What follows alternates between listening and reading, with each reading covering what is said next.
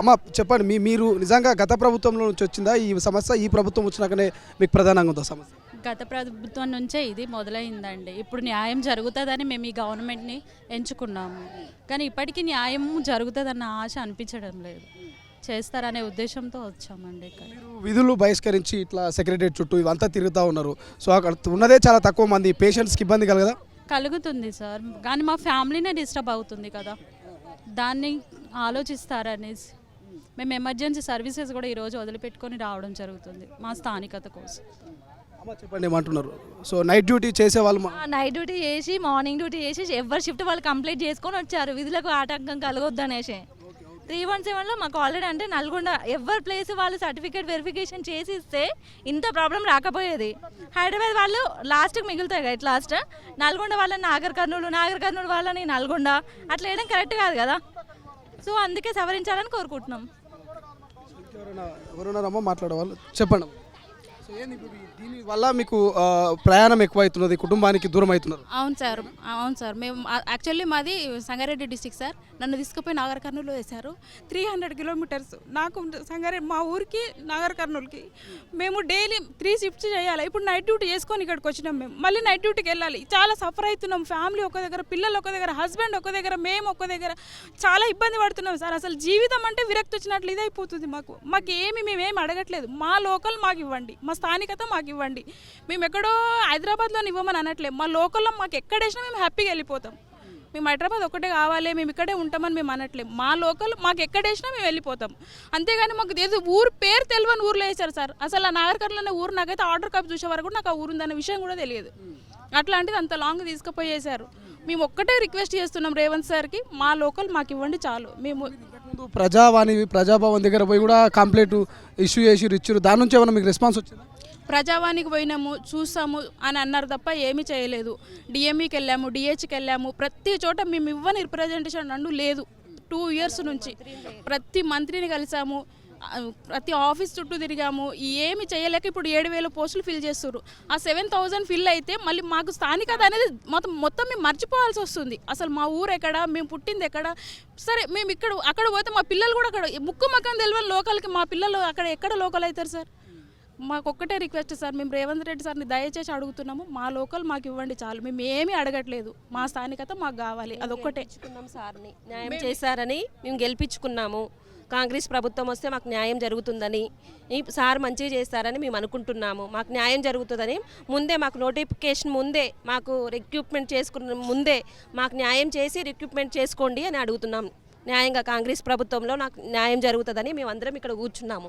మాకు ముందు చేసిన తర్వాత మా లోకాలిటీ మాకు ఇచ్చిన తర్వాత మాకు రిక్రూట్మెంట్ మళ్ళీ తీసుకోండి అని అడుగుతున్నాం మేము.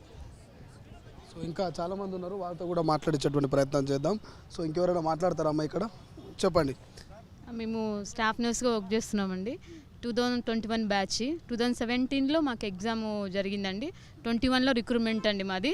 ఆ 3 years కూడా మా సర్వీస్ వేస్ట్, అంతా వేస్ట్. ఆ 3 years కూడా మేము కోర్టులో కేసులు వేసుకుని ఇదే సేమ్ ఇప్పుడు ఎలా 317 మీద కొట్లాడుతున్నాము, అప్పుడు కూడా కేసీఆర్ గారు ఉన్నప్పుడు ఇదే సిచ్యువేషన్ మాకు. అప్పుడు కూడా మేము కోర్టులో కేసుకొని మా 2001లో మా పోస్టింగ్ రిలీజ్ చేశారు.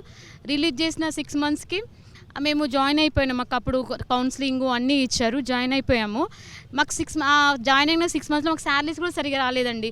మాకు శాలరీస్ వస్తున్నాయి అనుకునే టైంకి 317 జీవో నైట్కి మెసేజ్ పెట్టి వెళ్ళిపోయారు. ఈవెన్ మేము డిహెచ్కి డిఎంఈకి పోయినా కూడా ఆ టైంలో అసలు డోర్లు అన్నీ క్లోజ్, మాకు ఎక్కడ కూడా మాకు పోనీకి అర్హత లేకుండే. అప్పుడు వెళ్ళాము, 3 daysలో మీరు జాయిన్ కాకపోతే మీ అన్ని ఆర్డర్స్ అన్ని క్యాన్సిల్ చేస్తాము అనేసరికి మేము భయపడి వెళ్ళిపోయిన తర్వాత ఆడిపోయిన తర్వాతకి ఈ 6 months శాలరీస్ లేదు. శాలరీస్ వచ్చాయి దేవుడు అనుకునేసరికి మళ్ళీ 370 అక్కడికి వెళ్ళిన తర్వాత డీడీఓలు లేవు, కొన్ని హాస్పిటల్కి, కొన్ని పిఎస్సీకి అసలు డీడీఓలు లేక శాలరీస్ మళ్ళీ అక్కడ 4-5 months పడింది.